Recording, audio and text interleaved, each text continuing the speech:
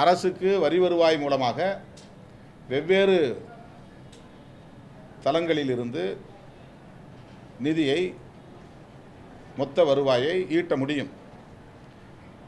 எல்லோரையும் மது நோயாளிகளாக குடி நோயாளிகளாக மாற்றிவிட்டு அவர்களுக்கு நலத்திட்டங்களை அறிவிப்பதில் எந்த பயனும் இல்லை. அரசியல் பகைவர்களை பழிவாங்குவதற்காக கஞ்சா வழக்கு போடப்படுகிறதே தவிர உண்மையாக கஞ்சாவை புழக்கத்திற்கு கொண்டு வருகிற மாஃபியா கும்பல் மீது நடவடிக்கை இல்லை. மனித வளத்தை கடுமையாக பாதிக்க செய்யக்கூடிய மது அரசாங்கத்தினாலேயே நடத்தப்படுவது, விற்பனை செய்யப்படுவது இந்த தேசத்திற்கு விரோதமான செயல், மனித வளத்தை பாழ்படுத்தக்கூடிய செயல்.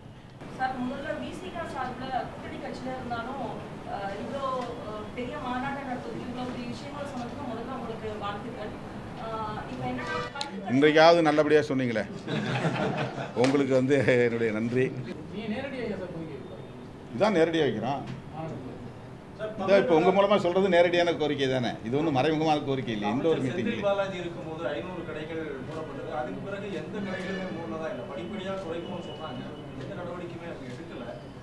அதான் உங்கள் கருத்தில் தான் நாங்களும் இருக்கிறோம். படிப்படியாக மூடணும்னு சொன்னாங்க, மூடலை. நடவடிக்கை எடுக்கிற நாங்கள் எடுக்கலை.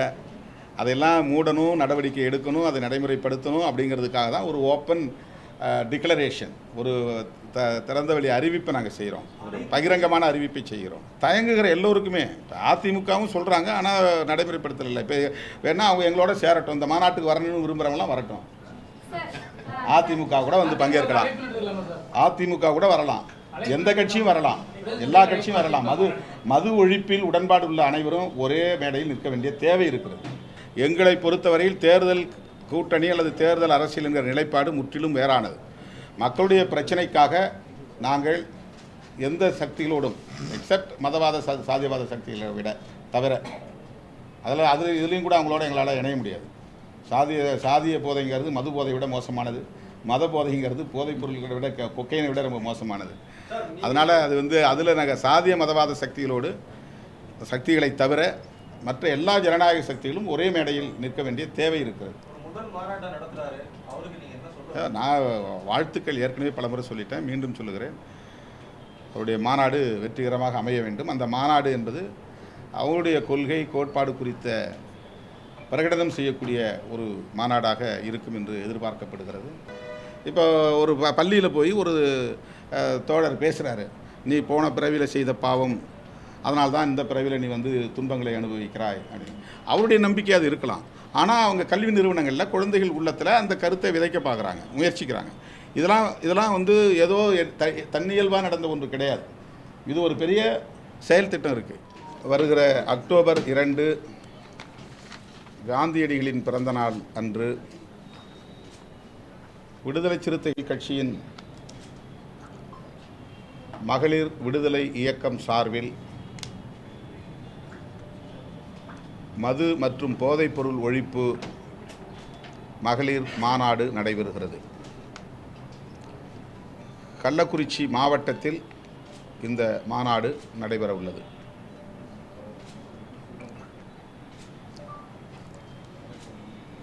தமிழ்நாட்டில்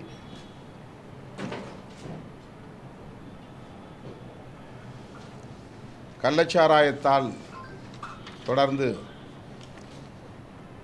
நூற்றுக்கணக்கானவர்கள் பலியாகி வருகின்றனர். கடந்த 2006ஆம் ஆண்டிலிருந்து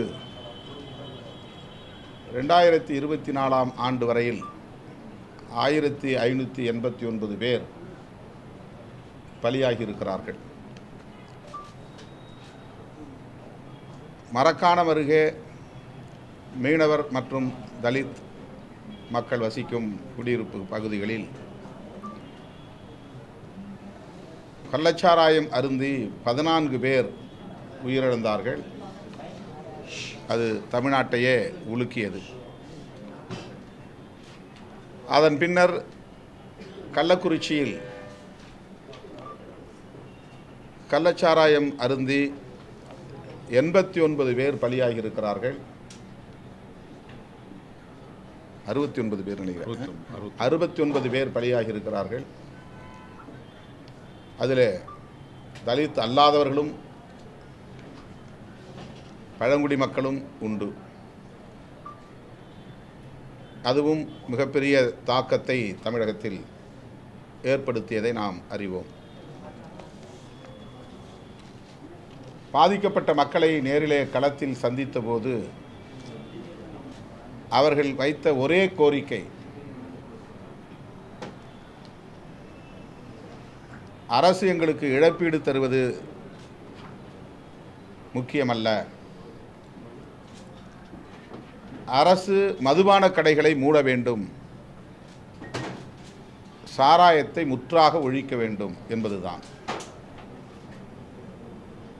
கள்ளச்சாராயத்தை ஒழிக்க வேண்டும் என்பதல்ல, சாராய கடைகளை, மதுக்கடைகளை முற்றாக ஒழிக்க வேண்டும். அப்போதுதான் இது போன்ற சாவுகளை தடுக்க முடியும், குடும்பத்தில் பெண்கள் பாதுகாப்பாக வாழ முடியும் என்பதை கண்ணீர் மல்க கதறி அழுதபடி இந்த கோரிக்கைகளை முன்வைத்தார்கள். ஆகவேதான் அதனை கண்டித்து விடுதலை சிறுத்தைகள் கட்சியின் சார்பிலே சென்னையில் நடைபெற்ற ஆர்ப்பாட்டத்தில் இந்த மாநாட்டை அறிவித்திருக்கிறோம்.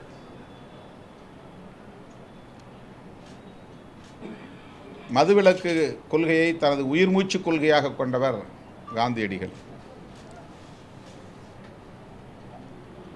புரட்சியாளர் அம்பேத்கர், தந்தை பெரியார் போன்ற பல தலைவர்கள் மதுவிலக்கு கொள்கையை உயர்த்தி பிடித்தார்கள், வலியுறுத்தினார்கள். காந்தியடிகள் அதை உயிர்மூச்சு கொள்கையாகவே, அகிம்சையை எப்படி தனது முக்கியமான கொள்கைகளுள் ஒன்றாக அவர் முன்வைத்தாரோ, அந்த வரிசையில் மதுவிலக்கு கொள்கையும் அவருடைய முதன்மையான கொள்கைகளுள் ஒன்று. அரசியல் அடிப்படையில், கருத்தியல் அடிப்படையில் அவரோடு விடுதலை சிறுத்தைகள் கட்சி அல்லது அம்பேத்கர் இயக்கங்கள் முரண்பட்டாலும் கூட மதசார்பின்மை, மதுவிலக்கு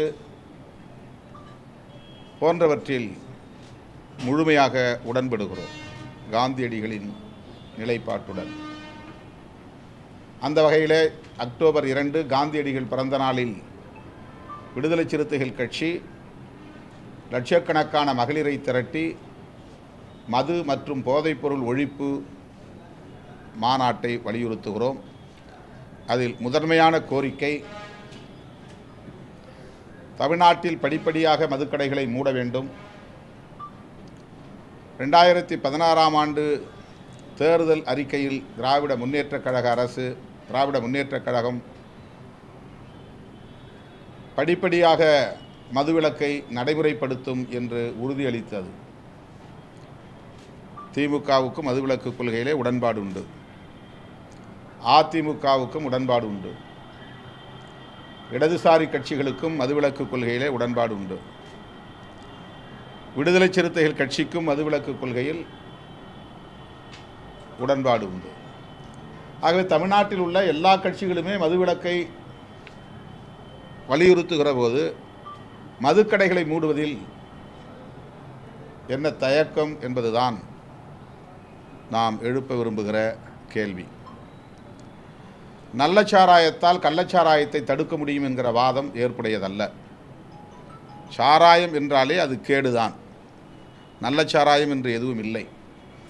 சாராயம் என்பதே உள்ளத்திற்கும் உடலுக்கும் தீங்கானது, சமூகத்திற்கும் தேசத்திற்கும் கேடானது. ஆகவே முழுமையான மதுவிலக்கு என்பதுதான் தீர்வாக இருக்க முடியும். அரசாங்கமே மதுபானத்தை விற்பனை செய்தால் கள்ளச்சாராயத்தை கட்டுப்படுத்த முடியும் என்பது ஒரு கற்பனாவாதம். அது எல்லா மாநிலங்களிலும் கள்ளச்சாராயம் புழக்கத்தில் இருக்கிறது. 1-2 மாநிலங்களை தவிர எல்லா மாநிலங்களிலும் அரசு மதுபான கடைகளை திறந்திருக்கிறது. பீகாரிலே, குஜராத்திலே மாநில அரசுகள் மதுவிலக்கை நடைமுறைப்படுத்தினாலும் கள்ளச்சாராய புழக்கம் இருக்கத்தான் செய்கிறது. அதற்கு காரணம் அண்டை மாநிலங்களில் மது புழக்கம் அரசு மதுபான கடைகள் இயங்குகின்றன. அதனையொட்டி கள்ளச்சாராயத்தை கட்டுப்படுத்த முடியவில்லை. சாராய விற்பனையிலே அரசு ஒரு தாராளமான நிலைப்பாட்டை எடுக்கிற போது கள்ளச்சாராயத்தை கட்டுப்படுத்துவதற்கு அவர்களால் கவனம் செலுத்த முடிவதில்லை என்பதுதான் நடைமுறை உண்மையாக இருக்கிறது. எனவே நல்ல சாராயம் கள்ளச்சாராயம் என்கிற வாதமே கூடாது, முழு மதுவிலக்கு என்பதுதான் ஒரே தீர்வு என்பதை அனைத்து ஜனநாயக சக்திகளும் ஒருங்கிணைந்து குரல் கொடுக்க வேண்டிய தேவை இருக்கிறது. இதற்கு அரசமைப்பு சட்டமே வழிகாட்டுகிறது. டைரக்டிவ் பிரின்சிபல்ஸ் என்கிற வழிகாட்டு நெறிமுறைகளில் அந்த பகுதியில் 47வது உறுப்பு ஆர்டிக்கிள் 47 படிப்படியாக மதுவிலக்கை தேசிய அளவில் நடைமுறைப்படுத்த வேண்டும் என்று வழிகாட்டுகிறது. அதன் அடிப்படையில் 1954 மதுவிலக்கு கொள்கையை வரையறுப்பதற்காக ஒரு கமிஷன் அமைக்கப்பட்டது. அந்த கமிஷன் 1955 பரிந்துரைகளை வழங்கியது. அந்த பரிந்துரைகளின் அடிப்படையில் மாநில அரசுகள் மதுவிலக்கை முழுமையாக ஏற்றுக்கொள்ள வேண்டும். மாநில அரசுகளும் இந்திய ஒன்றிய அரசும் ஒருங்கிணைந்து குறிப்பிட்ட காலக்கெடுவுக்குள் மதுவிலக்கை முழுமையாக நடைமுறைப்படுத்த முன்வர வேண்டும். அதற்கான தனி சட்டத்தை இயற்ற வேண்டும் என்று பரிந்துரையில் கூறப்பட்டிருக்கிறது. அந்த பரிந்துரை மிகவும் முக்கியத்துவம் வாய்ந்தவை. 1955 செப்டம்பர் 10, இன்றைக்கு தான் செப்டம்பர் 10, 1955 ஒரு கோயின்சிடென்ஸாக இது அமைந்திருக்கிறது. இந்த ஆண்டு இறுதிக்குள், அதாவது 1955 இந்த ஆண்டு இறுதிக்குள் மதுவிலக்கு கொள்கையை முழுமையாக ஏற்றுக்கொண்டு மாநில அரசுகள் அறிவிக்க வேண்டும். இது பரிந்துரையில் ஒன்று. ஒன்றிய அரசின் மதுவிலக்கு திட்டங்களுக்கு முழுமையாக ஒத்துழைப்பு வழங்க வேண்டும். ஒன்றிய அரசானது மக்களுக்கு இது பற்றிய கல்வியை ஊட்டுவதன் மூலம் மதுவிலக்கை ஏற்றுக்கொள்ள செய்ய வேண்டும். அதாவது ஒரு பிரச்சாரமே இது சம்பந்தமாக செய்ய வேண்டும் என்பதோடு கல்வி மூலமாகவும் இதை பரப்ப வேண்டும். இது பற்றிய விழிப்புணர்வை பரப்ப வேண்டும். 1958 ஏப்ரல் 1ஆம் தேதி தேசிய அளவில் இதற்கென சட்டம் ஒன்று இயற்றப்பட வேண்டும். அதுக்கு டேட் குறிச்சிருக்கான். 1958 ஏப்ரல் 1ஆம் தேதிக்குள்ளே சட்டம் இயற்ற வேண்டும். Central legislation. இந்திய ஒன்றிய அரசு மதுவிலக்கு தொடர்பாக, போதைப்பொருள் ஒழிப்பு தொடர்பாக ஒரு சட்டத்தை இயற்ற வேண்டும் என்று அந்த மதுவிலக்கு விசாரணை குழு பரிந்துரைத்திருக்கிறது. இதுவரையில் மதுவிலக்கு கொள்கையை ஏற்காத மாநில அரசுகள் 1956 ஏப்ரல் 1ஆம் தேதிக்குள்ளாக ஏற்றுக்கொள்ள வேண்டும். அதற்கும் ஒரு காலக்கெடு விதித்திருக்கிறது. 55 கொடுத்த அறிக்கையில் 56 ஏப்ரல் 1க்குள்ளாக எல்லா மாநில அரசுகளும் மதுவிலக்கு கொள்கையை கொள்கை அளவிலே ஏற்றுக்கொள்ள வேண்டும். அரசு ஊழிய நடத்தை விதிமுறைகளில் மது அருந்துவதில்லை என்பதை கட்டாயம் இடம்பெறச் செய்ய வேண்டும். உடல்நலத்துக்கு தீங்கு விளைவிக்கும் கஞ்சா உள்ளிட்ட போதைப் பொருட்களின் விற்பனையை படிப்படியாக நிறுத்தப்பட வேண்டும். பாதுகாப்பு படையினரிடையே மதுவிலக்கு முழுமையாக ஏற்கப்பட வேண்டும். மிலிட்ரியில் மது அருந்துவது ஒரு ஃபேஷனாக அங்கீகரிக்கப்பட்டிருக்கிறது. அவங்களுடைய மிலிட்ரி கேன்டீனில் எல்லா IMF மதுவும் தாராளமாக குறைந்த விலைக்கு கிடைக்க ஏற்பாடு செய்திருக்கிறார்கள். மிலிட்ரியில் இருந்தாலே மது அருந்தலாம் என்கிற ஒரு பொது நியதி இன்றைக்கு நடைமுறையிலே இருக்கிறது. ஆகவே தான் பாதுகாப்பு படையினரிடையே மதுவிலக்கை முழுமையாக ஏற்கப்பட செய்ய வேண்டும். பழங்குடியினர் வசிக்கும் பகுதிகளில் மதுவிலக்கு கொள்கையை மனமாற்றத்தின் மூலமாக ஏற்படுத்த வேண்டும். அவர்களை தண்டிப்பதன் மூலமாக அதை திணிக்கக்கூடாது. ஆனால் கள்ளமது தயாரிப்பதை தடுக்கும் விதம் தண்டனை வழங்கப்படலாம். இது ஏன் அப்படி சொன்னாங்கன்னா, அந்த குழுவில் இடம்பெற்றவர்களில் ஒருவர் எழுந்து முழு மதுவிலக்கு கூடாது, மதுவிலக்கை திணிக்கக்கூடாது, தலித்துகளும் பழங்குடி மக்களும் கடுமையான உடல் உழைப்பை செய்யக்கூடியவர்கள், அவர்கள் மது அருந்தினால்தான் அந்த வேலையை செய்ய முடியும். கழிவறைகளை சுத்தம் பண்ணுவது, சாக்கடைகளை சுத்தம் செய்வது போன்ற பணிகளை செய்யக்கூடியவர்கள் மது அருந்த வேண்டும் என்று நியாயப்படுத்தி அந்த வேலையை அவர்கள் செய்ய வேண்டுமானால் அவர்கள் போதையில் இருந்தால்தான் செய்ய முடியும் என்பதை போன்ற ஒரு கருத்தை அவர் தெரிவித்த காரணத்தினால் அதை எதிர்த்து அதில் இருந்தவர்கள் சொன்னார்கள். ஆனாலும் பழங்குடியின மக்களை இதன் பெயரில் தண்டிக்கக்கூடாது, கள்ளச்சாராயம் காய்ச்சினால் அவர்களை கடுமையாக தண்டிக்கலாம் என்று ஒரு லிபரல் பாலிசி, அதிலே ஒரு நிலைப்பாட்டை எடுத்தார்கள். நாட்டில் மதுவிலக்கு கொள்கை முழுமையாக நடைமுறைக்கு வந்தால் அயல்நாட்டு தூதரகங்கள் அளிக்கும் விருந்துகளிலும் மது வழங்குவது தடை செய்யப்பட வேண்டும். ஏப்ரல் 1, 1958க்கு பிறகு மது அருந்துவதற்கான பர்மிட் அனைத்தும் செல்லாது என ஆக்கப்பட வேண்டும். இது 11 பரிந்துரைகள். 1955 செப்டம்பர் 10ஆம் தேதி மதுவிலக்கு விசாரணை குழு இந்திய ஒன்றிய அரசுக்கு அளித்த பரிந்துரைகளில் சொல்லப்பட்டிருப்பவை. ஆகவே விடுதலை சிறுத்தைகள் கட்சி அரசமைப்பு சட்டத்தின்படி உறுப்பு எண் 47 படி தேசிய அளவில் மது மற்றும் போதைப்பொருள் ஒழிப்புக்கான கொள்கையை வரையறுக்க வேண்டும், அதன் அடிப்படையில் சட்டம் இயற்ற வேண்டும் என்று வலியுறுத்தி இந்த மாநாட்டை நடத்துகிறோம்.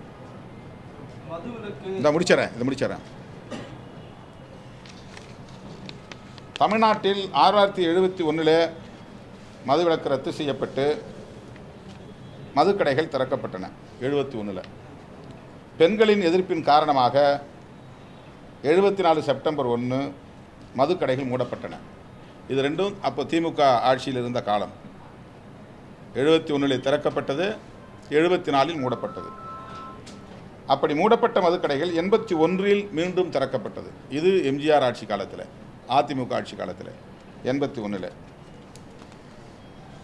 மக்களை சீரழிக்கும் போதைப் பொருட்களில் இது இல்லாமல் மது இல்லாமல் ட்ரக்ஸ் அண்ட் அதர் சப்ஸ்டன்சஸ் நிறைய புழக்கத்தில் இருக்குது. கஞ்சா, ப்ரவுன் சுகர், கொக்கைன், இந்த மாதிரியான பல போதைப் பொருட்கள் இன்றைக்கு கிராமப்புறங்கள் வரையில் ஊடுருவி இருக்கின்றன. அதில் மது அருந்தக்கூடியவர்கள் 20% பேர்.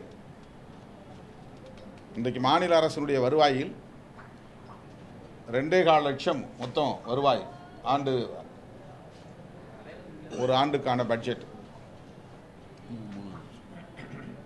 2,70,000 கோடி, 2.25 லட்சம் கோடி மாநில அரசின் மொத்த வருவாய், மாநில வருவாய். அதில் 17% மதுபான விற்பனையின் மூலம் வருகிறது. 45,000 கோடி 2023 2024 ஆண்டில், இந்த நிதியாண்டில் 45,000 கோடி மது மூலமாக அரசுக்கு வருவாய் என்று அரசே தந்திருக்கிற புள்ளி விவரத்தில் சொல்லப்பட்டிருக்கிறது. இதை 50,000 கோடியாக உயர்த்த வேண்டும் என்று IAS IPS அதிகாரிகளை கொண்டு இதற்கென்று தனியே மார்க்கெட்டிங் செய்கிறார்கள், சந்தைப்படுத்துகிறார்கள். இது உள்ளபடியே வேதனைக்குரியது. அரசுக்கு வரி வருவாய் மூலமாக வெவ்வேறு தளங்களிலிருந்து நிதியை, மொத்த வருவாயை ஈட்ட முடியும். எல்லோரையும் மது நோயாளிகளாக, குடி நோயாளிகளாக மாற்றிவிட்டு அவர்களுக்கு நலத்திட்டங்களை அறிவிப்பதில் எந்த பயனும் இல்லை. கனிம வளங்களின் மூலமாக வரி வருவாயை பெருக்கிக் கொள்ள மாநில அரசுகளுக்கு அதிகாரம் இருக்கிறது என்று உச்சநீதிமன்றமே தனது தீர்ப்பில் குறிப்பிட்டிருக்கிறது. GST வரியின் மூலம் மாநில அரசுகளுக்கு சேர வேண்டிய பாக்கியை இந்திய ஒன்றிய அரசு தராமல் முடக்கி வைத்திருக்கிறது. அதை பெறுவதன் மூலம் வரி வருவாயை சீர் செய்ய முடியும். ஆகவே மது விற்பனையின் மூலம் வருவாயை பெருக்க முயற்சிப்பது எந்த வகையிலும் ஈடுபாடு ஏற்புடையதல்ல. இந்த மதுவை தாண்டி இந்திய மக்கள் தொகையில் 20% பேர் மது அருந்தக்கூடிய, 5இல் ஒருவர் மது அருந்தக்கூடியவராக இருக்கிறார். இந்திய மக்கள் தொகையில் 20% பேர் மது அருந்தக்கூடியவர்களாக இருக்கிறார்கள். 3% பேர் கஞ்சா பயன்படுத்துகிறார்கள். 0.2% பேர் ஹெராயின் பயன்படுத்துகிறார்கள். 0.5% பேர் ஒப்பியம் பயன்படுத்துகிறார்கள். 1% பேர் இதர போதைப் பொருட்களை பயன்படுத்துகிறார்கள். மாநிலங்களவையிலே கடந்த 2023 டிசம்பர் மாதம் 13ஆம் தேதி எழுப்பப்பட்ட கேள்விக்கு 10 வயதிலிருந்து 11 வயது கொண்ட மக்கள் தொகையில் 30 லட்சம் பேர் மது அருந்துவதாகவும், 20 லட்சம் பேர் கஞ்சா பயன்படுத்துவதாகவும், 98 லட்சம் பேர் பிற போதைப் பொருட்களை பயன்படுத்துவதாகவும் தெரிவிக்கப்பட்டுள்ளது. 18 வயது, இது 17 வயசுக்குள்ள டீனேஜ், சொல்லப்போனால் அவங்கெல்லாம் சில்ட்ரன். குழந்தைகள், பள்ளி கல்லூரி மாணவர்கள், இளம் வயதை சார்ந்தவர்கள், 18 வயதிலிருந்து 75 வயதிலான மக்கள் தொகையில் 15.10 கோடி பேர், 15 கோடியே 10 லட்சம் பேர் மது பயன்படுத்துவதாகவும், 2 கோடியே 90 லட்சம் பேர் கஞ்சா பயன்படுத்துவதாகவும், 4 கோடியே 10 லட்சம் பேர் பிற போதைப் பொருட்களை பயன்படுத்துவதாகவும் இந்திய ஒன்றிய அரசு பதில் அளித்திருக்கிறது. ராஜ்யசபாவில் எழுப்பின கேள்வி. தமிழ்நாட்டை சார்ந்த 86,000 ஆண்களும் 22,000 பெண்களும் கஞ்சா பயன்படுத்துவதாகவும், ஓபியம் பயன்படுத்துகிற ஆண்களின் எண்ணிக்கை 1,71,000 பேர், பெண்களின் எண்ணிக்கை 6,000 பேர் என்றும் சொல்லப்படுகிறது. மயக்கம் தருகிற செடேட்டிவ்ஸ், மயக்கம் தருகிற மாத்திரைகளை பயன்படுத்துகிறவர்களில் ஆண்கள் 1,92,000 பேர், கிட்டத்தட்ட 2 லட்சம் பேர், பெண்கள் 10,000 பேர். இதுவும் ஒன்றிய அரசு தந்திருக்கிற புள்ளி விவரம். கோக்கைன் என்ற போதைப்பொருளை பயன்படுத்துகிறவர்கள் 7,000 ஆண்கள், 1000 பெண்கள். தமிழ்நாட்டில் ஏடிஎஸ் என்கிற புகையிலை மூலம் புகைக்கக்கூடிய அந்த மருந்து, மயக்கம் தரும் போதை மருந்து, இன்ஹேலன்ஸ், ஹாலுசினோஜன்ஸ், புத்திய நிலைகளை செய்யக்கூடிய போதைப் பொருட்கள், இது 1,82,000 பேர். பெண்கள் இதில் மட்டும் 13,000 பேர். இது ஒன்றிய அரசின் சமூக நீதித்துறை வழங்கியிருக்கிற புள்ளி விவரம். ஆகவே இதுக்கு தனியாக நார்காட்டிக்ஸ்னு தனி ஆக்ட் இருக்குது, நிறைய சட்டங்கள் இருக்குது. அப்படி இருந்தும் எந்த பயனும் இல்லை. அரசியல் பகைவர்களை பழிவாங்குவதற்காக கஞ்சா வழக்கு போடப்படுகிறதே தவிர உண்மையாக கஞ்சாவை புழக்கத்திற்கு கொண்டு வருகிற மாஃபியா கும்பல் மீது நடவடிக்கை இல்லை. அதானிக்கு சொந்தமான விமான நிலையங்களிலிருந்தும், அதானிக்கு சொந்தமான கப்பல் துறைமுகங்களிலிருந்தும் ஏராளமான போதைப் பொருட்கள் கைப்பற்றப்பட்டதை நாம் அறிவோம். அண்மையிலே கல்லூரி வளாகங்களிலிருந்து போதைப் பொருட்கள், கஞ்சா போன்ற பொருட்கள் கையகப்படுத்தப்பட்டிருக்கின்றன. தமிழ்நாட்டிலே சிலர் கைது செய்யப்பட்டிருக்கிறார்கள், கல்லூரி மாணவர்களே கைது செய்யப்பட்டிருக்கிறார்கள். இத்தகைய சூழலில்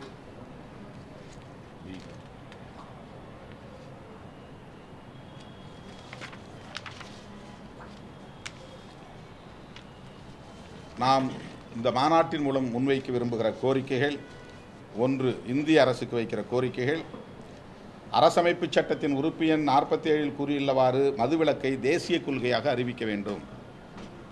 ஒரு ஸ்டேட் மட்டும்தான் அதை செய்யணும் அப்படின்னு இருக்கக்கூடாது. தமிழ்நாட்டில் மதுவிலக்கு கொள்கை இருந்து பாண்டிச்சேரியில் மதுவிலக்கு கொள்கை இல்லைன்னா தமிழ்நாட்டை காப்பாற்ற முடியாது. ஆக இந்தியா முழுவதும் இது தேசிய மதுவிலக்கு கொள்கையை அறிவிக்க வேண்டும். மதுவிலக்கை நடைமுறைப்படுத்த முன்வரும் மாநில அரசுகளுக்கு வருவாய் இழப்பை ஈடு செய்ய சிறப்பு நிதி வழங்க வேண்டும். இந்திய ஒன்றிய அரசினுடைய கடமை இது. போதைப் பொருள்கள் நடமாட்டத்தையும் பயன்பாட்டையும் கட்டுப்படுத்த உறுதியான நடவடிக்கையை மேற்கொள்ள வேண்டும். அதாவது அதற்கு தனி சட்டம் இயற்றி உறுதியான நடவடிக்கையை மேற்கொள்ள வேண்டும். போதைப் பொருளுக்கு அதை கண்ட்ரோல் பண்ணுறது சட்டம் இருக்குது, மதுவிலக்குக்கு அப்படி ஒரு சட்டம் இல்லை. அதனால் அதை சட்டம் கொண்டு வர வேண்டும். தமிழ்நாடு அரசுக்கு விடுதலை சிறுத்தைகள் முன்வைக்கக்கூடிய கோரிக்கை, மதுக்கடைகளை முற்றிலுமாக மூடுவதற்கு கால அட்டவணையை அறிவிக்க வேண்டும். படிப்படியாக இவ்வளவு கடைகள் நாங்கள் மூட போகிறோம், இந்த வருமானத்தை 45,000 கோடியை 40,000 கோடியாக குறைக்க போகிறோம், 40,000 கோடியை அப்புறம் 30,000 கோடியாக குறைக்க போகிறோம், 30,000 கோடியை 20,000 கோடியாக குறைக்க போகிறோம் என்று தமிழ்நாடு அரசு அதிகாரபூர்வமாக மதுக்கடைகளை மூடுவதற்குரிய கால அட்டவணையை அறிவிக்க வேண்டும். போதைப் பொருட்கள் நடமாட்டத்தை கட்டுப்படுத்த உறுதியான நடவடிக்கைகளை எடுக்க வேண்டும். மது மற்றும் போதைப் பொருட்கள் ஒழிப்பு பரப்புரையில் மகளிர் சுய உதவி குழுக்களை ஈடுபடுத்த வேண்டும். மது மற்றும் போதைப் பொருட்கள் நோயாளிகளுக்கு சிகிச்சை அளிக்க, மறுவாழ்வு அளிக்க ஏற்பாடு செய்ய வேண்டும். இப்போ இவ்வளவு 45,000 கோடி வருமானம் வருகிறது. ஆனால் அடிக்ஷன் சென்டர் கவர்மெண்ட் மூலமாக இருக்கான்னா இல்லை, ரீஹாபிலிட்டேஷன் சென்டர் இருக்கான்னா இல்லை, கவுன்சிலிங் சென்டர்ஸ் ஏதாவது ஹாஸ்பிட்டல்ஸில் இருக்கான்னா இல்லை. குடிநோயாளிகளை சரி செய்வதற்கு, காப்பாற்றுவதற்கு, அந்த குடும்பங்களை காப்பாற்றுவதற்கு இந்த 45,000 கோடியில் ஒரு 1,000 கோடி ரூபாயை ஏன் செலவு பண்ணக்கூடாது? ரீஹாபிலிட்டேஷன் சென்டர் ப்ரைவேட் தான் வச்சுருக்கான். ப்ரைவேட் வச்சுருக்க ரீஹாபிலிட்டேஷன் சென்டரில் பெருசாக ரிசல்ட் கிடைக்கல. போயிட்டு வெளியே வர்றவங்க மறுபடியும் அதே நிலையில் தான் இருக்கிறாங்க. சில புகார்களும் இருக்கிறது, அவங்கள கடுமையாக வதைக்கிறார்கள் குடிக்கக்கூடாதுன்னு சொல்லி அப்படின்லாம் சொல்கிறாங்க. அது எந்த அளவுக்கு உண்மைன்னு தெரியல. ஆனால் அவங்களாவது பொறுப்புணர்வோடு அதை செய்கிறாங்க. ப்ரைவேட் செக்டார்ஸ் வந்து என்ஜிஓஸ் வந்து ரீஹாபிலிட்டேஷன் சென்டர் வச்சு இந்த மாதிரி குடிநோயாளிகளை காப்பாற்றுகிறார்கள். அவங்களுக்கு நிறைய மருத்துவம் செய்கிறாங்க அல்லது கவுன்சிலிங் கொடுக்குறாங்க. அவங்களுக்கு டே டு டே ஆக்டிவிட்டீஸ், அது ஒரு ப்ராக்டிஸ் கொடுக்குறாங்க. 7 மணிக்கு எழுந்திருக்கணும், 5 மணிக்கு அவங்க கடவுளை வணங்கணும், மந்திரம் சொல்லணும், பைபிளை படிக்கணும் அல்லது வேதங்களை படிக்கணும். இந்த மாதிரி வந்து அவங்களுடைய அந்த மைண்டு டைவர்ஷன் பண்ணக்கூடிய சில ப்ராக்டிஸ்லாம் அவங்களுக்கு சொல்லிக் கொடுக்குறாங்க. எக்ஸசைஸ் சொல்லிக் கொடுக்குறாங்க, யோகா சொல்லிக் கொடுக்குறாங்க, ஸ்போர்ட்ஸ் ஆக்டிவிட்டீஸில் ஈடுபடுத்துகிறாங்க. இதெல்லாம் ரீஹாபிலிட்டேஷன் சென்டர். பட் அது மாதிரி கவர்மெண்ட் வச்சுருக்காங்களா? 45,000 கோடி மது மூலமாக வருமானம் வருகிற போது அதில் ஒரு போர்ஷன் ஏன் டி அடிக்ஷன் சென்டருக்கு பயன்படுத்தக்கூடாது, ரீஹாபிலிட்டேஷன் சென்டருக்கு பயன்படுத்தக்கூடாது? ஒவ்வொரு மருத்துவமனையிலும் டி அடிக்ஷன் சென்டர் இருக்கணும், ஒவ்வொரு மருத்துவமனையிலும் ரீஹாபிலிட்டேஷன் சென்டர் இருக்கணும். அதுக்கு சைக்காட்ரிஸ்ட் அண்ட் சைக்காலஜிஸ்ட் நிறைய நியமனம் பண்ணணும், அப்பாயின்மெண்ட் பண்ணணும். இந்தியாவை, தமிழ்நாட்டை மட்டுமல்ல ஒட்டுமொத்த இந்தியாவை மிக மோசமாக பாழ்படுத்தி வரக்கூடிய, இளம் தலைமுறையினரை சீரழித்து கொண்டிருக்கிற, தேசத்தின் ஒட்டுமொத்த மனித வளத்தை அழித்து கொண்டிருக்கிற ஹியூமன் ரிசோர்ஸஸ். ஒரு பெரிய டாக்டராக வர வேண்டியவன் இளம் வயசுலேயே வீணாய் போயிடுறான், பெரிய என்ஜினியராக வர வேண்டியவன் இளம் வயசுலேயே பாதிக்கப்பட்டுறான், ஒரு பெரிய படைப்பாளியாக வர வேண்டியவன் 15 வயசு 16 வயசுலேயே வீணாக போயிடுறான். குடும்பமும் அவனுக்கு இல்லாமல் போயிடுது. அவன் குடும்பத்துக்கு பாரமாகவும் இருக்கிறான், அந்த ஊருக்கு பாரமாகவும் இருக்கிறான், ஒட்டுமொத்த தேசத்துக்கு பாரமாக இருக்கிறான். கிராமங்களுக்கு போகிற நேரத்தில் ஒரு 100 பேர் எங்களை சூழ்ந்து நிற்கிறாங்கன்னா அதில் கிட்டத்தட்ட 30 பேர் 40 பேர் போதையில் இருக்கிறாங்க. அந்த அந்த ஹியூமன் ரிசோர்ஸ் வந்து கடுமையாக பாதிக்கப்படுகிறது. மனித வளத்தை கடுமையாக பாதிக்க செய்யக்கூடிய மது அரசாங்கத்தினாலேயே நடத்தப்படுவது, விற்பனை செய்யப்படுவது இந்த தேசத்திற்கு விரோதமான செயல், மனித வளத்தை பாழ்படுத்தக்கூடிய செயல். எனவே மது மற்றும் போதைப் பொருட்களை ஒழிப்பதற்கு தேசிய கொள்கை வேண்டும். பீகார் மாநிலத்தில் வந்து மதுவிலக்கு கொள்கை நடைமுறைப்படுத்தியதனால் என்ன ரிசல்ட் அப்படிங்கிறது வருகிற போது, பெண்களுக்கு இதுவரையில் நேர்ந்த டொமஸ்டிக் வயலன்ஸ் குறைந்திருக்கிறது. குடிநோயாளிகளால் பெண்கள் தாக்கப்படுவது, மூர்க்கமாக தாக்கப்படுவது, குடும்பத்தில் உள்ள பொருட்கள் அனைத்தையும் விரயம் செய்வது, அதனால் ஏற்படுகிற பாதிப்பு, பெற்ற பிள்ளைகளை காப்பாற்ற வேண்டிய முழு பொறுப்பும் சிங்கிள் மதர், தாயிடமே அது திணிக்கப்படுகிற நிலை, சுமத்தப்படுகிற நிலை, இது போன்ற வன்முறை, பொருளியல் பாதிப்பு, குடும்ப ஒற்றுமை பாதிப்பு என்கிற பல வகையில் டிஸ்ஆர்கனைசேஷன் ஆஃப் ஃபேமிலி. இதனால் குழந்தைகளுடைய படிப்பு பாதிக்கப்படுகிறது, குழந்தைகள் தவறான வழிநடத்துதலுக்கு ஆளாக்கப்படுகிறார்கள். எனவே தமிழ்நாடு அரசு இதில் கூடுதல் கவனம் செலுத்த வேண்டும். 2026 சட்டமன்ற தேர்தலுக்கு முன்னதாக திராவிட முன்னேற்றக் கழகம் இன்றைக்கு ஒரு ஆளுங்கட்சி என்கிற நிலையில் விடுதலை சிறுத்தைகள் அங்கவகிக்கும் திமுக கூட்டணியின் தலைமை வகிக்கும் கட்சி என்கிற நிலையில் தோழமையோடு விடுக்கிற வேண்டுகோள், 2016 தேர்தல் அறிக்கையிலே வலியுறுத்திய அந்த நிலைப்பாட்டை உயிர்ப்பிக்க வேண்டும். முழு மதுவிலக்கு கொள்கையை நடைமுறைப்படுத்துவதற்குரிய செயல் திட்டத்தை வரையறுக்க வேண்டும் என்று வலியுறுத்துகிறோம்.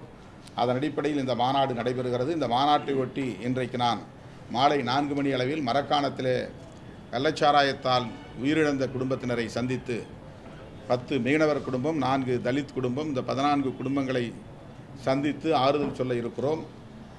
11ஆம் தேதி காலை கள்ளக்குறிச்சியில் ஏற்கனவே 2 நாள் அங்கே தங்கியிருந்து பாதிக்கப்பட்டவர்களை சந்தித்து ஆறுதல் சொல்லியிருக்கிறேன் என்றாலும் கூட அதிலே இன்னும் ஒரு 20 குடும்பங்களை சார்ந்தவர்கள், உயிரிழந்த குடும்பங்களை சார்ந்தவர்களுக்கு இழப்பீடு நாங்கள் வழங்க வேண்டியிருக்கிறது. அதையொட்டி நாளை கள்ளக்குறிச்சியிலே 10 மணிக்கு பாதிக்கப்பட்ட குடும்பத்தினரை சந்திக்கிறோம். மாலையில் இந்த மாநாட்டுக்கான தயாரிப்பு பணிகளை செய்வதற்கு கலந்தாய்வு கூட்டம், இதையொட்டி நான் 8 நாள் சுற்றுப்பயணம் மேற்கொள்கிறேன். 11ஆம் தேதி விழுப்புரம், கடலூர், கள்ளக்குறிச்சி, புதுச்சேரி ஆகிய மாவட்டங்களை சார்ந்த மண்டல பொறுப்பாளர்களோடு கலந்தாய்வு கூட்டம் நடைபெறுகிறது. அந்த நிகழ்விலே மருத்துவர் சிவராமன் சிறப்புரை ஆற்றுகிறார். ஏன் மதுவை ஒழிக்க வேண்டும், போதைப்பொருளை ஒழிக்க வேண்டும் என்கிற கருத்தை வலியுறுத்தி மருத்துவர் சிவராமன் பங்கேற்று உரையாற்றுகிறார். 12ஆம் தேதி செங்கல்பட்டு, திருவள்ளூர், காஞ்சிபுரம், சென்னை ஆகிய 4 மாவட்டங்களை சார்ந்த மண்டல அளவிலான அனைத்து பொறுப்பாளர்களையும் சந்தித்து கலந்தாய்வு கூட்டம் நடத்துகிறோம். அந்த கூட்டத்திலும் மருத்துவர் சிவராமன் கலந்து கொண்டு சிறப்புரை ஆற்றுகிறார். 13ஆம் தேதி வேலூர், ராணிப்பேட்டை, திருப்பத்தூர், திருவண்ணாமலை, கிருஷ்ணகிரி ஆகிய 5 மாவட்டங்களை சார்ந்த பொறுப்பாளர்கள் சந்திப்பு கூட்டம் நடைபெறுகிறது. அந்த கூட்டத்திலே மருத்துவர் கீர்த்திகுமார் விக்ரம்குமார் கலந்து கொண்டு உரையாற்றுகிறார். 15ஆம் தேதி தஞ்சை மண்டலம், தஞ்சாவூர், திருவாரூர், மயிலாடுதுறை, நாகை, காரைக்கால் ஆகிய மாவட்டங்களை சார்ந்த நிர்வாகிகள் சந்திப்பு.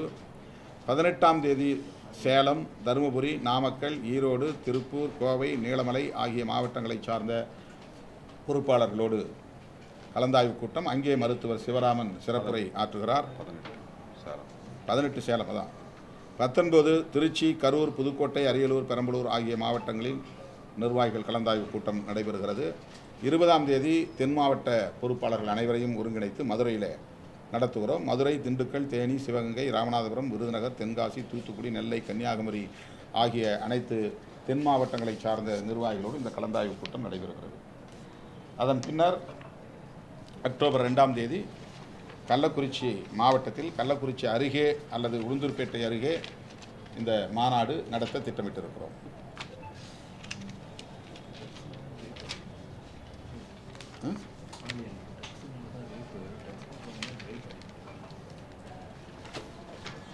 பெண்களுக்கு எதிரான வன்கொடுமைகள் நிறைய நடந்திருக்கு. நிர்பயா கேஸாக இருந்தாலும் சரி, இப்போ கொல்கத்தாவில் நடந்திருக்கிற ஒரு மருத்துவர் பாதிக்கப்பட்ட அந்த கொடூரமாக இருந்தாலும் சரி, இதுபோன்ற பெண்களுக்கு எதிரான கொடுமைகள், கொடூரமான கொடுமைகள் மது அருந்தியவர்களால் அல்லது போதைப்பொருள் அருந்தியவர்களால் தான் அதிகம் நேர்ந்திருக்கிறது.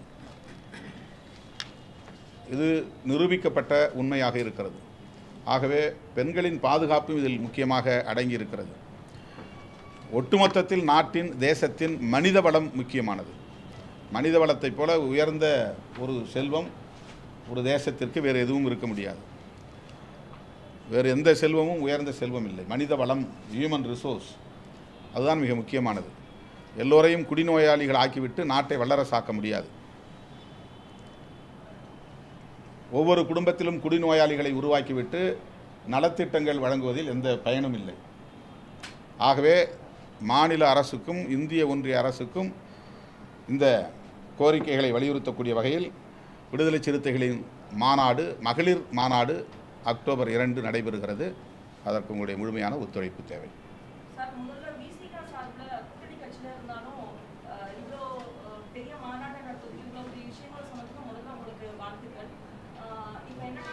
இன்றைக்காவது நல்லபடியாக சொன்னீங்களே, உங்களுக்கு என்னுடைய நன்றி, உங்களுக்கு என்னுடைய மகிழ்ச்சியை தெரிவித்து கள்ளுக்கடை திறக்கணும்னு சொல்லிட்டு பல இடத்துல பல கட்சிகள் முன்வைக்கிறாங்க, பல சங்கங்கள் கோரிக்கை வைக்கிறாங்க. சோ இதுக்கு ஆல்டர்னேட்டிவா கள்ளுக்கடை அமையும் நீங்க நினைக்கிறீங்களா சார்? எந்த போதைப் பொருளும் கூடாது என்பதுதான் எங்களின் நிலைப்பாடு. அதனால் எவ்வளவு மருத்துவ குணங்கள் இருக்கின்றன போகின்றன என்கிற விவரங்கள் எங்களிடம் சந்தித்து வியாபாரிகள், கல்லுவை அதாவது பனை ஏறுகிற, தென்னை ஏறுகிற தொழிலாளர்கள் சார்பிலே எங்களை சந்தித்தார்கள். எந்த அடிப்படையிலும் எந்த போதைப் பொருளையும் நாம் கொள்கை அடிப்படையில் ஏற்க முடியாது. நடைமுறையில் என்ன அப்படிங்கிறது வேறு, ப்ராக்டிக்கலாக என்னங்கிறது வேறு. ஆனால் in principle we are not for toddy also. கல்லுவையும் நாங்கள் ஏற்கிறதில்ல. இது விடுதலை சிறுத்தைகளின் நிலைப்பாடு. எது? ஆமாம், விற்பனை அதிகரிக்கிறாங்க.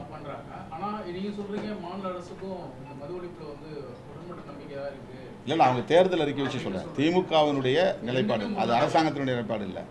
திமுக 2016 தேர்தல் அறிக்கையில் மதுக்கடைகளை மூடுவோங்கிறத சொல்லியிருக்கிறாங்க.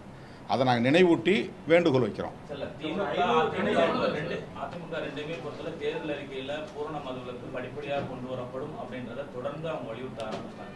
ஆனால் நடைமுறைக்கு அரசாக மாறியதுக்கு பின்பாக அடைக்கக்கூடிய கடைகளுடைய எண்ணிக்கை என்பது வெகுவாக இல்லை மாற்று இடத்துல வச்சுக்கிறான்றது தான் மற்ற கட்சிகள் வலியுறுத்துறாங்க. அப்போ எப்படியான ஒரு நடைமுறை போக்கு இருக்கு அரசியல் கட்சி? நீங்க எல்லாருமே இல்லை, இதெல்லாம் கூடாதுங்கிறது தான் எங்களுடைய வேண்டுகோள். இதுதான் நேரடியாக வைக்கிறோம். இதான் இப்போ உங்கள் மூலமாக சொல்கிறது நேரடியான கோரிக்கை தானே, இது ஒன்றும் மறைமுகமான கோரிக்கை இல்லை. இந்த ஒரு மீட்டிங் பாலாஜி இருக்கும்போது 500 கடைகள் மூடப்பட்டது. அதுக்கு பிறகு எந்த கடைகளுமே மூடனதா இல்லை, படிப்படியாக குறைக்கும்னு சொன்னாங்க. எந்த நடவடிக்கையுமே அவங்க எடுக்கல. அதான் உங்கள் கருத்தில் தான் நாங்களும் இருக்கிறோம். படிப்படியாக மூடணும்னு சொன்னாங்க, மூடலை. நடவடிக்கை எடுக்கிற நாங்கள் எடுக்கலை. அதெல்லாம் மூடணும், நடவடிக்கை எடுக்கணும், அதை நடைமுறைப்படுத்தணும் அப்படிங்கிறதுக்காக தான் ஒரு ஓப்பன் டிக்ளரேஷன், ஒரு திறந்த வழி அறிவிப்பை நாங்கள் செய்கிறோம். ஒரு பகிரங்கமான அறிவிப்பை செய்கிறோம். அனைத்து கட்சிகளுமே இதில் உடன்பட்டு நிற்கிறோம், திமுக உட்பட அப்படிங்கிறீங்க. ஆனால் தயக்கம் என்னன்னு கேட்குறீங்க. அந்த தயக்கம் யாருக்கு? திமுகவுக்கா? தயங்குகிற எல்லோருக்குமே. அதிமுகவும் சொல்கிறாங்க, ஆனால் நடைமுறைப்படுத்தலை. இப்போ வேணா அவங்க எங்களோட சேரட்டும், இந்த மாநாட்டுக்கு வரணும்னு விரும்புகிறவங்களாம் வரட்டும். அதிமுக கூட வந்து பங்கேற்கலாம், அதிமுக கூட வரலாம், எந்த கட்சியும் வரலாம், எல்லா கட்சியும் வரலாம். மது ஒழிப்பில் உடன்பாடு உள்ள அனைவரும் ஒரே மேடையில் நிற்க வேண்டிய தேவை இருக்கிறது. இது வந்து நாட் ஃபார் எலெக்ஷன். இதை எலெக்ஷனோட நீங்கள் சம்மந்தப்படுத்தவே வேண்டாம். எங்களை பொறுத்தவரையில் தேர்தல் கூட்டணி அல்லது தேர்தல் அரசியல் என்கிற நிலைப்பாடு முற்றிலும் வேறானது. மக்களுடைய பிரச்சனைக்காக நாங்கள் எந்த சக்திகளோடும் எக்ஸப்ட் மதவாத சாதியவாத சக்திகளை விட தவிர இதுலேயும் கூட அவங்களோட எங்களால் இணைய முடியாது. சாதிய போதைங்கிறது மது போதையை விட மோசமானது, மத போதைங்கிறது போதைப் பொருட்களை விட கொக்கைனை விட ரொம்ப மோசமானது. அதனால் அது வந்து அதில் நாங்கள் சாதிய மதவாத சக்திகளை தவிர மற்ற எல்லா ஜனநாயக சக்திகளும் ஒரே மேடையில் நிற்க வேண்டிய தேவை இருக்கிறது. இல்லை, தேர்தல் அரசியலோடு இதை பொருத்த வேண்டாம். தேர்தல் அரசியல் வேறு, தேர்தல் நிலைப்பாடு என்பது வேறு. அதில் நாங்கள் போட்டு குழப்பிக்கவே மாட்டோம். தேர்தல் நேரத்தில் நாங்கள் எடுக்க வேண்டிய நிலைப்பாடு அது முற்றிலும் என்டையர்லி டிஃப்ரெண்ட் ஃப்ரம் திஸ். அதாவது இதுக்கும் அதுக்கும் சம்மந்தம் இல்லை. மாநாட்டுக்கான இடம் தேர்வு பண்ணிட்டீங்களா? அனுமதி கிடைச்சதா? உங்களுக்கு ஏதாவது சிக்கல் இருக்கா மாநாடு நடத்துறதுல? இது வந்து ஒரு ஜனநாயக தேசம் தானே. நிறைய பேருக்கு சிக்கல் இருக்குங்கிறாங்க. இல்லை, அவங்க முதல் முறையாக சந்திக்கிறதுனால சிக்கலாக பார்க்குறாங்க. அது மாநாட்டுக்கு எல்லாருக்கும் அப்படி 22 கட்டளைகள் போட்டது உண்டு, கேள்விகள் எழுப்பியது உண்டு. அது கிடைக்காம போய் கோர்ட்டுக்கு போய் கோர்ட்டில் எக்கச்சக்கமான டைரக்ஷன்ஸ் ரெஸ்ட்ரிக்ஷன்ஸ்லாம் போடுவாங்க. அதெல்லாம் நிறைய சந்திச்சிருக்கோம். நம்ம முதல் மாநாட்டை நடத்துறாரு, அவருக்கு நீங்கள் என்ன சொல்லுங்க? நான் வாழ்த்துக்கள் ஏற்கனவே பலமுறை சொல்லிட்டேன், மீண்டும் சொல்லுகிறேன். அவருடைய மாநாடு வெற்றிகரமாக அமைய வேண்டும். அந்த மாநாடு என்பது அவருடைய கொள்கை கோட்பாடு குறித்த பிரகடனம் செய்யக்கூடிய ஒரு மாநாடாக இருக்கும் என்று எதிர்பார்க்கப்படுகிறது. அவருக்கு என்னுடைய வாழ்த்துக்கள். இல்லை, அது தவறாக புரிஞ்சுக்கிறாங்க, தவறாக அவங்களுக்கு சொல்கிறாங்க. Wrong inputs. நான் அதை பற்றி ஒன்றும் கருத்து சொல்ல விரும்பவில்லை. Wrong inputs. நாங்கள் ஆதரித்து தான் அது சட்டமானது. விடுதலை சிறுத்தைகளுடைய தனிப்பட்ட கருத்தை அன்றைய முதல்வர் முத்தமிழறிஞர் கலைஞர் அவர்கள் தனியே அழைத்து எங்களோடு விவாதித்து அதன் பிறகுதான் அனைத்து கட்சி கூட்டத்தை கூட்டி அதிலே ஒரு தீர்மானத்தை நிறைவேற்றி இந்த சட்டத்தை கொண்டு வந்தார். அதிலே எங்களுக்கு எந்த விதமான மாற்று கருத்தும் இல்லை. இன்றைக்கு நாங்கள் உச்சநீதிமன்றத்திலே தொடுத்திருக்கிற வழக்கில் ரெஸ்பாண்டன்ட்னா எதிர்மனுதாரர். இந்த எதிர்மனுதாரரில் நாங்கள் போட்டிருக்கிற நபர்கள் யாருன்னா 6 பேரை எதிர்மனுதாரராக நாங்கள் போட்டிருக்கோம். அந்த 6 பேருமே Punjab and union government, Punjab government and union government 2 தான். இதுதான் நாங்கள் வந்து அந்த அதில் ஒரே ஒரு வார்த்தை கூட தமிழ்நாடு பற்றி இருக்காது அதில், அல்லது அருந்ததியர் இடஒதுக்கீட்டை பற்றி இருக்காது. இது வந்து வேறு, அவங்க சொல்கிறது வேறு. அவன் ஆல் இண்டியா லெவலில் நடைமுறைப்படுத்துவதற்கான ஒரு ஜட்ஜ்மெண்ட்டை சொல்லியிருக்கிறாங்க. இது தமிழ்நாடு அளவில் இருந்த ஒரு பிரச்சனை, அது தொடக்கத்தில் இருந்த பிரச்சனை, அதில் எந்த பிரச்சனையும் கிடையாது. ஆல் இண்டியா லெவலில் சப்கேட்டகரைசேஷனுங்கிற பேரில் தலித்துகளை வந்து சிதறடிக்கக்கூடிய முயற்சியில் ஈடுபடுறதுனால தான் நேஷனல் கமிஷன் ஃபார் எஸ்சியே இதை எதிர்க்குது. நேஷனல் கமிஷன் ஃபார் எஸ்சிங்கிறது விசிகேவுடைய ஒரு அமைப்பு கிடையாது, அது தேசிய ஆணையம். அவங்களே இதை எதிர்க்கிறாங்க. இது சப்கேட்டகரைசேஷன் கூடாதுன்னு சுப்ரீம் கோர்ட் ஆர்டரை வந்து அவங்க எதிர்க்கிறாங்க. இவங்க மாயாவதி அம்மா எதிர்க்கிறாங்க. அவங்க தமிழ்நாட்டில் இப்படி தீர்ப்பு இருக்குது, அதை நான் எதிர்க்கிறோங்கிற அடிப்படையில் அவங்க எதிர்க்கல. சிராக் பாஸ்வான் எதிர்க்கிறாரு, பீகாரில் இருக்கிறவர். அவர் நேஷனல் வியூவோட பார்க்குறாரு, ஒரு தேசிய பார்வையோடு பார்க்குறாரு. அம்பேத்கருடைய பேரன் பிரகாஷ் அம்பேத்கர் அதை எதிர்க்கிறாரு. சந்திரசேகர் ஆசாத்னு இப்போ உத்தரப்பிரதேசத்தில் வந்திருக்கிற ஒரு எம்பி, அவர் எதிர்க்கிறாரு. அதே மாதிரி இப்போ நான் மகாராஷ்டிரா போயிருந்தேன். தலித் பாந்தர்ஸ் பழைய அமைப்பு, அந்த அமைப்புடைய எல்லா தலைவர்களுமே இதை எதிர்க்கிறாங்க. நாங்கள் வந்து இதில் போட்டிருக்கிற எதிர்த்தரப்பு யாருன்னா, state of Punjab through secretary school education Punjab Chandigarh, அது respondent 1. Respondent 2 director public instruction, director public instructions Punjab Chandigarh, respondent number 2. Gurbachan Singh advocate, அவர் வந்து ரெஸ்பாண்டன்ட் 3. தவீந்தர் சிங் ரெஸ்பாண்டன்ட் 4, அவர் lecturer government senior secondary school. Chamar Mahasabha Punjab through its president, அவங்க தான் அந்த எதிர்த்து கேஸ் போட்டவங்க. இவங்க கேஸுக்கு தான் அந்த தீர்ப்பு வந்துருக்குது. தமிழ்நாட்டு வழக்கில் அந்த தீர்ப்பு வரல. இல்லை இருங்க, இப்போ இவங்கள மனசில் வச்சுக்கிட்டா இருக்கிறாங்க. இது ஒரு நேஷனல் பர்செப்ஷன் இருக்குது. தமிழ்நாட்டில் இப்படி இடஒதுக்கீடு கொடுத்துருக்குறாங்க, அதனால் எதுக்குறேன்னு இவங்க எதுக்கல. சப்கேட்டகரைசேஷனுங்கிறது என்னென்னா, க்ரீமி லேயர் சப்கேட்டகரைசேஷன், இது 2 தான், அல்லது சப் கிளாசிஃபிகேஷன், இது 2 தான் பிரச்சனை. இது தமிழ்நாட்டில் இருக்கிற உள்ளொதுக்கீடுங்கிறது வந்து சப்கேட்டகரைசேஷன் பண்ணலை.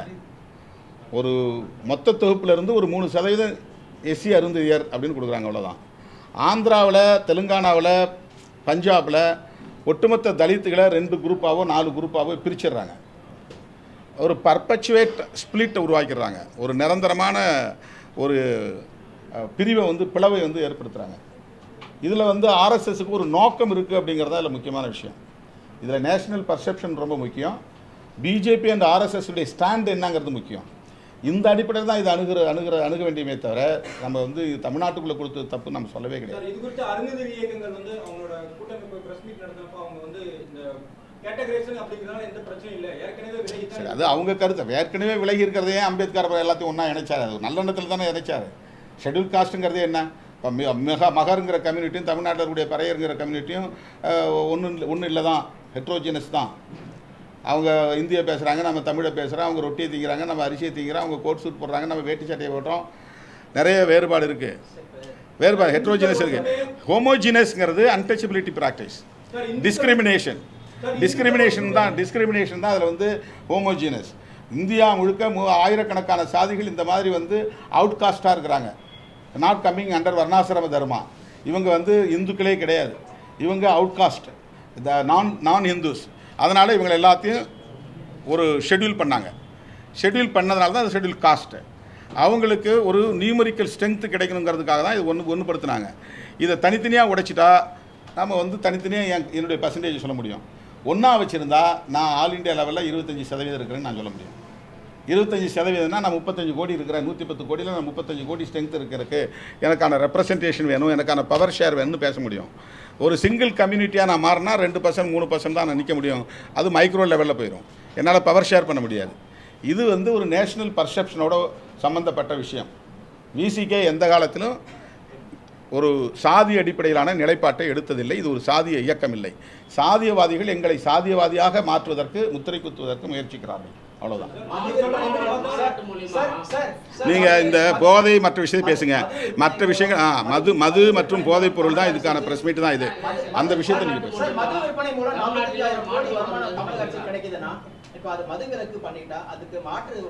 அரசாங்கம், இந்திய ஒன்று அரசாங்கம் அதுக்கு இழப்பீடு கொடுக்கட்டும். அதான் அங்கே தீர்மானத்தில் எங்களுடைய கோரிக்கையில் வச்சிருக்கிறோம்ல. மதுவிலக்கை நடைமுறைப்படுத்த முன்வருகிற மாநிலங்களுக்கு இந்திய ஒன்றிய அரசு சிறப்பு நிதியை ஒதுக்க வேண்டும், அதை ஈடுகட்ட வேண்டும். வேற வழியே தேடுங்க. வருமானத்தை தேடுறதுக்கு வேற எத்தனையோ வழிமுறைகள் இருக்கு. தேசிய கல்விக் கொள்கையில் எத்தனையோ வழிமுறைகள் இருக்கு. தேசிய கல்விக் கொள்கையோட உங்களுடைய நிலைப்பாடு, தேசிய கல்விக் கொள்கையில உங்களுடைய அது ஆரம்பத்திலே நாங்கள் அதை வந்து எதிர்த்திருக்கிறோம். அதை வந்து அவங்க இன்டைரக்டாக அவங்களுடைய கொள்கையை திணிக்க பார்க்குறாங்க. நீங்கள் தமிழ்லையும் படிச்சிங்க, இந்திய படிங்கன்றாங்க. இது வந்து அவங்களுடைய ஸ்ட்ராட்டஜியில் ஒன்று. இது ஒரு உத்தி. முன்ன வந்து இந்திய திணிச்சேன்னு சொன்னதுனால இல்லை நாங்கள் வந்து நீங்கள் தமிழில் படிச்சிங்க, தமிழில் வந்து புத்தகங்கள் வெளியிட்டுங்க, என்ன வேணாலும் பண்ணிங்க, ஆனால் இந்திய படிங்க. இப்போ வந்து அவங்களுடைய நோக்கங்கிறது ஒரு 25 வருஷத்துக்கு பின்னால், ஒரு 50 வருஷத்துக்கு பின்னால் இந்தியா முழுக்க எல்லாரும் இந்தி பேசக்கூடியவர்களாக மாறணும். அதுதான் அவங்களுடைய நோக்கம். எல்லாருக்கும் இந்தி தெரியணும், எல்லாரும் இந்தி பேசணும். அப்போ இந்தியா முழுக்க இந்தி வாழாக்களாக மாறிவிட்டால் அவர்களுடைய ஆதிக்கத்தை எக்ஸ்ட்ரா இது பண்ணிக்க முடியும், தக்க வச்சுக்க முடியும், பர்பச்சுவேட் பண்ணிக்க முடியும். அதுதான் அவங்களுடைய நோக்கம். அது வந்து அவங்க சனாதன தர்மத்தை, வர்ணாசிரம தர்மத்தை கல்விக் கொள்கையிலும் திணிக்கிறார்கள். ஏன்னா ஸ்டேட் வந்து கவர்மெண்ட்டுக்கு அந்த அந்த சிலபஸை கல்வி கொள்கையை வரையறுக்கிறதுக்கான அதிகாரம் கிடையாது. அவங்க தான் சிலபஸை கூட தீர்மானிப்பாங்க. NEP வந்துருச்சுன்னா அவங்க தான் அதெல்லாம் தீர்மானிப்பாங்க. இப்போ அவங்க விரும்பக்கூடிய கொள்கையை தான் கல்விக் கொள்கையை அங்கே வந்து திணிக்க பார்க்குறாங்க. அதனால் எங்களுக்கு அவங்களுடைய உள்நோக்கம் தெரியுதுனால நாங்கள் எதிர்க்கிறோம். நாம் மத்திய அரசாங்கத்துக்கு ஒத்துழைக்க மாட்டோம் அல்லது கான்ஸ்டிடியூஷனை எதிர்த்து பேசுகிறோம் கிடையாது. நாங்கள் கான்ஸ்டிடியூஷனை ஏற்றுக்கிட்டோம், இந்திய ஒன்றிய அரசுங்கிற கட்டமைப்பையும் ஏற்றுக்கிட்டோம். ஆனாலும் ஒவ்வொரு தேசிய இனத்திற்குமான ஒவ்வொரு மாநில அரசுக்குமான உரிமைகளை இறையாண்மையை பாதுகாக்க வேண்டும். அதான் இந்த இந்திய யூனியன்கிற ஸ்ட்ரக்சரை ஏற்றுக்கொண்டு அதன் அடிப்படையில் மொழி வழி தேசிய இன உரிமைகளை கோருகிறோம். அப்படி பார்க்குற போது NEP வந்து ஒரு உள்நோக்கம் கொண்டதாக இருக்கிறது. அவர்கள் ஒரு திட்டமிட்ட சனாதன கல்வியை திணிக்க பார்க்கிறார்கள். இப்போ உதாரணத்துக்கு வந்து சிந்து சமவெளி நாகரிகத்தை அவங்க வேறு மாதிரி திரிக்கிறாங்க. அதை தான் பாடத்திட்டமாக திணிக்க பார்க்குறாங்க. சரஸ்வதி நதி ஓடிச்சு அப்படின்னு ஒரு புதிய கருத்தாக்கத்தை இளைஞர்கள் மத்தியில் கொண்டு வர பார்க்குறாங்க.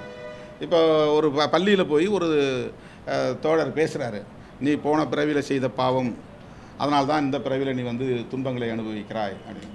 அவருடைய நம்பிக்கை அது இருக்கலாம். ஆனால் அவங்க கல்வி நிறுவனங்களில் குழந்தைகள் உள்ளத்தில் அந்த கருத்தை விதைக்க பார்க்குறாங்க, முயற்சிக்கிறாங்க. இதெல்லாம் வந்து ஏதோ தன்னியல்பாக நடந்த ஒன்று கிடையாது. இது ஒரு பெரிய செயல் திட்டம் இருக்குது. அவங்களுக்கு தனித்தனியாக வெவ்வேறு இண்டிபெண்ட் குரூப்ஸ் இருக்கிறாங்க. அவங்களுக்கு எல்லாத்துக்கும் ஒரே நோக்கம்தான். ஆனால் அவங்க நேரடியாக RSSோடு இருக்க மாட்டாங்க, நேரடியாக பிஜேபியோடு இருக்க மாட்டாங்க. ஆனால் RSS பிஜேபி செய்ய வேண்டிய வேலைகளை எல்லாம் அவங்க செய்வாங்க. இதெல்லாம் கிட்டத்தட்ட 100 ஆண்டு கால செயல் திட்டம் அது. ஆகவே இப்படி அவங்க வந்து கல்விக் கொள்கைக்குள்ளும் ஊடுருவக்கூடிய பேர் ஆபத்து என்பதால் தேசிய கல்விக் கொள்கையில் எங்களுக்கு முரண்பாடு இருக்கிறது என்று ஏற்கனவே பதிவு செய்திருக்கிறோம், மீண்டும் பதிவு செய்கிறோம். மாநில அரசின் இருமொழி கொள்கை, மத்திய அரசின் மாநாடு இதுல வந்து உங்களுடைய நிலைப்பாடு எதை வரவேற்கிறீங்க சார்? ஒரு நபர் விரும்பி 10 மொழி கூட கற்றுக்கொள்ளலாம், அது பிரச்சனை கிடையாது. அதை வந்து நீங்கள் ஒரு பாலிசியாக திணிக்கிறது தான் கூடாதுன்றோம். தமிழ்நாட்டுக்குள்ளே ஹிந்தி கற்றுக்கொள்ளாதவர்கள் இருக்கிறாங்களா? இருக்கிறாங்க. தமிழ்நாட்டில் எவ்வளோ பேர் ஹிந்தி படிக்கிறாங்க? யார் நம்ம போய் யாராவது தடுக்கிறோமா? இல்லையே. ஹிந்தி பிரச்சார சபா இருக்க, பாதுகாப்பாக இருக்க, யாரும் போய் ஒன்றும் பண்ணலையே. நிறைய CBSE ஸ்கூலில் ஹிந்தி சொல்லித்தராங்களே, நம்ம ஒன்றும் தடுக்கலையே. கவர்மெண்ட்டுடைய பாலிசியை அதை திணிக்கிற போது, அதை வந்து எஸ்டாப்ளிஷ் பண்ண பார்க்குறாங்க அவங்க. அதை திணிக்கிற போது கூடாதுன்னு சொல்கிறோம். எந்த மொழியின் மீது நமக்கு வெறுப்பு கிடையாது, எந்த மதத்தின் மீதும் வெறுப்பு கிடையாது. ஆனால் சிறுபான்மை சமூகத்தின் மொழிவழி சிறுபான்மை சமூகத்தின் மீது மொழிவழி பெரும்பான்மையினர் தங்கள் நிலைப்பாட்டை அல்லது கொள்கையை திணிப்பதை நாம் எதிர்க்கிறோம். போதைப்பொருள் தடுப்பு நடவடிக்கையில்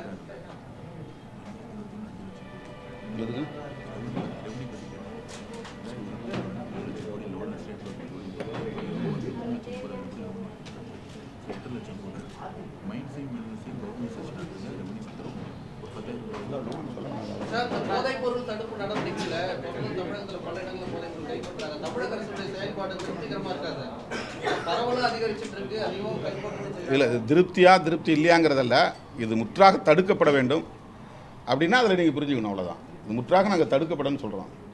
இது ப்ராக்டிக்கலாக என்ன செய்யணுமோ அதை செய்யணும், அவ்வளோதான்.